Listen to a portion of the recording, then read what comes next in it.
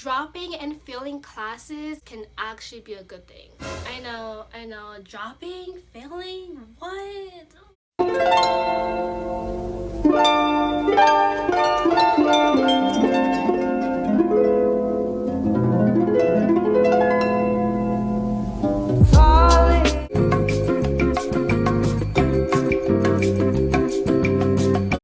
Hi, this video is going to be a unpopular opinion video. Is that the name? Unpopular opinion? Yes, unpopular opinion. But this will be a college edition unpopular opinion video. Yeah. So if you do not agree with my opinions, that's fine, because you have the right to your opinion. I have the right to my opinion. If you don't like anything that I'm saying, well, you know what? You can just press that back button, press that X button. Or you can just mute the video and just watch the entire video and give me like the watch time. So it is okay to be in college for more than 4 years. I have heard it before that some people have been in college for like 5 years. 6 years. I mean, I feel like you shouldn't go over 6 years or like 5 years really, but it happens sometimes, and that's okay. Everybody has their time to graduate, and everyone just has their time, okay? It is okay for like your freshman year to not know what you want to do. Not everybody will graduate during the same time, and you don't have to graduate in the same time that your friends do. As long as you get your degree, that is all that matters. Everyone goes into college to end up leaving with a degree. That is your main goal. It doesn't matter how long it takes you. As long as you get your degree, it's fine. There's no need to rush. There's no need to like get upset at yourself, to beat yourself up, because like, oh my gosh, it's been 4 years and I probably won't be able to graduate this year, so I have to graduate like next semester or like next year. It's okay. Everyone has a different plan, and you know, once you get your degree and once you start your career and once you start making that money, that 4 years, 5 years, 6 years in college wouldn't even matter, because now you're making money and you're happy for life. College advisors. People usually say, oh, go talk to your advisor about what classes you should take, and talk to your advisor about this and that. I haven't seen my advisor since my summer of freshman year, which was my very first semester. Yeah, I haven't seen an advisor since then. I'm thriving somewhat.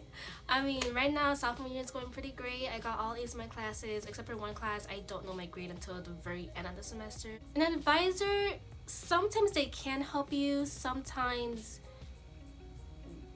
they just make things worse for you. One thing I can say, like, don't always listen to your advisor, because sometimes they can say something that you know in your heart it is not the best fit for you, it is not the best route for you. You have to be your own advisor sometimes. So if you know you can do this, do it. If you know that you can't do it, even though your advisor recommends you to do it, don't do that to yourself. Sometimes they're just not helpful. They just make things worse for you. I'm not saying every single advisor is bad. It's not. And you can just talk to an advisor just to talk to them. This is kind of like hear their opinion, but you don't have to do everything an advisor tells you to do. You have to do what's best for you so that you can thrive here during your college years.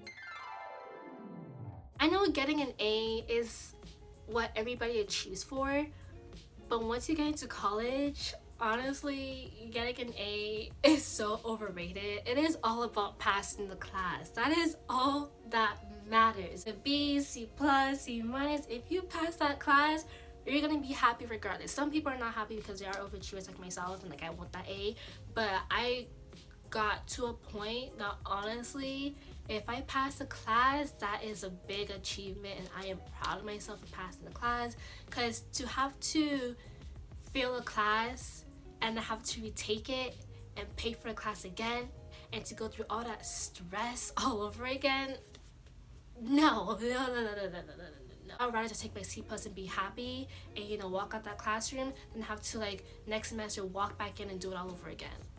No thank you. You should always achieve for that A, always. Like, don't settle for like a C plus. Don't go into your class or start the semester, okay, I'm making a C plus. That's not what I'm saying. But what I'm saying is that you shouldn't stress yourself out and like, you know, talk down upon yourself just because you didn't get an A. You're just gonna have to accept it, and like next semester, you know, reevaluate, change up your studying skills, and hopefully you'll get that A next semester. But don't, you know, cry and just basically break down because you didn't get that A. As long as you pass, girl or boy, you're golden, okay? Move on and you can do better next semester. Sororities and fraternities. Guys, it may seem like so much fun and like, you know, partying and, you know, sister and brother and all that stuff, but a sorority or fraternity, they are really expensive. First of all, they're very time consuming, and if you just want to join a sorority just to like make friends, I'm like, yeah, it's a great way to make friends, but there are so many organizations, like, well, depending on how big your school is. Here at my university, there are like, I think over 1,000. I don't know if that's far-fetched. I'm not sure. But I know there are hundreds of organizations that you can join, a lot of them for free, and you basically make friends there and they can be your sisters and your brothers. Grades. Grades are not that important. Your mental health, your physical well-being is more important than you doing well in the class. And that's one thing that a lot of college students, even myself, we struggle with. We would sacrifice hours of sleep, sometimes forget to eat, just so that we can study to get a certain grade on an exam in the class.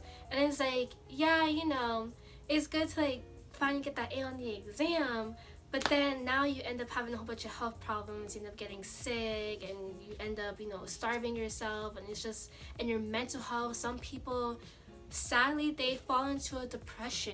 That's why it's important to choose classes that you know you can handle, because if you end up taking too much and you know in your heart like it's gonna be difficult for you, but yeah, you still do it, you're basically sacrificing your mental health and your physical well-being for that certain grade, and that's not good. Grades are not as important than yourself. You are more important than the classes. So I also struggle with this as well, but I'm trying to like finally get that in. Like, my sleep is important, me getting food is important. So I hope you guys know that too. Even though people say, oh my gosh, grades are such a big thing, blah blah blah, if you end up getting that A but then you end up having to go to the hospital, that A means nothing. Your life is more important than that A in the class. Except if you're going to med school, because for med school, let's just be real, med school is very competitive and they look for like that top grades, but they don't just look for the top grades, they also look to see if you are a well-rounded person as well. We all know medical school, it will probably kill you mentally and physically, but if it's something that you really love to do, you're just gonna have to sacrifice your sleep and your mental health, because that's just how it is. It's sad, but it's true. If you're going to med school, you're gonna have to sacrifice a lot. Having your car on campus can honestly be the worst thing ever. At least here at my university, parking is very limited. There are different parking lots, and each parking lot is for a specific color, and that color symbolizes how many credits you have, or like if you're an upperclassman or lowerclassman. Usually the freshman parking lots, they're very far away from classes. Upperclassmen are kind of closer, but they're very limited, they're not that big. And especially like once you leave your parking spot, anybody else can come take it, and it's like then when you come back you have to like look for a parking spot, and if you can't find one in your parking lot, then you have to go drive to a different parking lot that could be like farther away from you, and then you have to like walk all the way to your place and then walk all the way to your car. A lot of people usually just take the bus to get to school and then use their car for like grocery shopping, to go out. Sometimes not even to go out, like people usually just like Uber. A lot of people Uber in college because just taking your car, especially like you want to prevent like, you know, drunk driving and all that stuff. So if you want to have a car, just kind of like find out like all the parking situations at your college, at your university, because here at UF, it's not the greatest thing. Clubbing. Oh my gosh. So, you know, Y'all probably see snaps, videos, people at the club like, woo, woo, poverty. Newsflash, clubbing, going to the club, going to the bar, honestly, it's disgusting. I still go anyways. Sometimes, actually, no, I haven't been clubbing since freshman year. I've never been to a bar because I'm not 21. I only go to the clubs that I can go into. I don't have a fake ID. I am terrified of having a fake ID because I feel like I'm gonna get caught. So that's not me. I don't want to get arrested or anything like that. A lot of clubs here you have to be 18 or older to go. So I'm, it's fine for me to be there. I'm of age. Most of the time you go to the club and it's just like older men trying to like hit on college girls, and it's like no matter how many times you say no, they still try to come at you and try to talk to you, try to dance with you, and it's like no. And then sometimes they be watching you too until like you kind of like a little bit loose and like having fun. You drink some juice. You're having a good time. They'll try it again, and they'll be like, "Hey, mama, how you doing?" And then you see their face when you be like, "I told you no," and then you gotta shoot them away. Like, guys, if a girl is not interested, she's not interested. So move on. It's good for guys to be persistent, but just not in that way. It ends up becoming like harassment. Everything shuts down at 2 o'clock in the morning, which is kind of early in my opinion. Here in Gainesville, like, it's like they have the same DJ at every single place because they usually play the same exact playlist. They play the same exact songs, and it's like kind of annoying when you keep playing the same song. I know those are popular songs like here during this time and everything, but sometimes you gotta mix up that mixtape because I'm starting to get sick and tired of hearing the same Dreams and Nightmares. Dreams and Nightmares is playing at every single event. I'm like, okay, I know, it's a good song, but can you switch it to something else? Mobamba, whatever it's called, that song was played every single time. I mean, it's okay if you play it here and there, but if you play it at every single event, people are gonna get sick and tired of it. Also, going out is a lot of money too. Like, you gotta pay for an Uber, and then sometimes you gotta pay to get in. If you're a girl, sometimes you can kind of like, sneak your way in, but you gotta pay sometimes. It's a lot of money. And sometimes going clubbing is not that fun. I haven't been clubbing in so long. It's not very interesting to me anymore that much. I mean, I'll maybe go here or there this year, but I'm not really interested in doing all that stuff. That was freshman year. Freshman year is when you kind of wild out a little bit and just kind of like experience new things. But then once you get to sophomore year, I mean, you kind of like have some more fun, but you kind of like okay, I'm not fresh out of high school anymore. I'm in college. I gotta get my stuff together. I'm halfway done. Some of those clubs, they don't be having AC, or like the AC is just not strong enough. Depending on what type of night it is, like if it's a Saturday and it was a game day and we won, it will be so crowded. You have people spilling drinks on you, and you're just covered in sweat. You start smelling like weed. Disgusting. It's not fun 24/7. You can definitely have fun at a party if you're with the right people, and like it's fun in the beginning with your friends. There's some songs, you're just chilling, but probably like after like an hour or so, you just kind of want to go home. But like at the same time, you don't want to go home because you know something's gonna happen. You don't want to miss out. It's like, oh my gosh, like this happened, like I was just there. Everything that I just said about clubbing, you can apply that to fraternity parties and house parties and all that other stuff. It's the same thing. They get crowded, hot, people spilling drinks on you, all of that. Clubbing applies the same thing to fraternity parties and like all that other stuff. So it's fun in the beginning, it really is, but like once you go to one party, it's the same thing. I forgot to also say, some of the guys, they're not even older men, they're just probably guys like your age. They don't have a job, they don't go to school, and they still be trying to hit at you. And it's like, do you got a future plan? Because I'm not planning on marrying a guy who's gonna be working at McDonald's or at a gas station for the rest of his life. I'm not saying it's not wrong, because we do need people to work at McDonald's and at gas stations and everything, but for me personally, I prefer not to date somebody who plans on working at McDonald's for the rest of his life. There's some girls who like that, but I think many girls would rather not be in that situation. One of the reasons to go to a party is like to meet other people as well. If you're in a relationship and like you go to a party by yourself, a lot of guys will be hitting on you and like try to come up at you and talk to you. And no matter how many times you say that you're in a relationship, I'm in a relationship, I'm in a relationship, I'm in a relationship, they be like, so, I don't care. He don't gotta know, or she don't gotta know. And it's like, No, I'm loyal. Back off. Dropping and failing classes can actually be a good thing. I know. Dropping, failing, what? How is that good? If you're constantly failing a class, or if you drop the class because it was just too difficult for you, you didn't understand it, you didn't like it, that can be a good thing, because that can be a sign that this is not the path that you have to take. It is okay to come into college and like have a certain like pathway, but then when you actually start that path and then you realize like, okay, I'm failing this class, or I don't like this class, or I have to drop this class, it's okay. Because then that means, let me evaluate, like, why did I fail that class? Why did I drop that class? Was it because it was too difficult for me? Was it because I wasn't interested?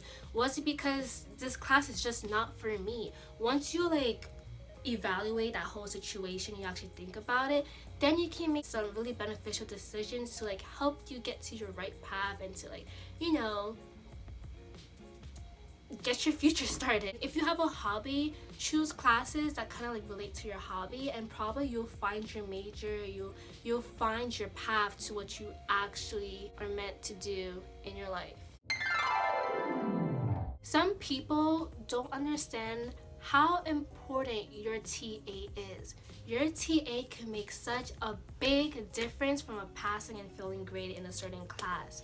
By the way, a TA is a teacher assistant, so it's usually an undergrad who assists the professor. They hold office hours, answer your questions. Some of them kind of like hold like maybe like a mini class session. Calculus, my TA was amazing. If it wasn't for her, I would have probably still passed the class, but with her help, it made the class so much easier. It made it so much easier for me to endure, because calculus is not a class that everyone likes. But with her, like, she just made everything so simple. Everything that my professor explained, she explained that 10 times much better and so much more simpler. So when choosing your classes, don't just look at the professor, also look who the TA is for that class, if it shows up, because sometimes the system doesn't tell you. But if it does tell you, kind of ask around, search up that TA, because that TA does make a big difference.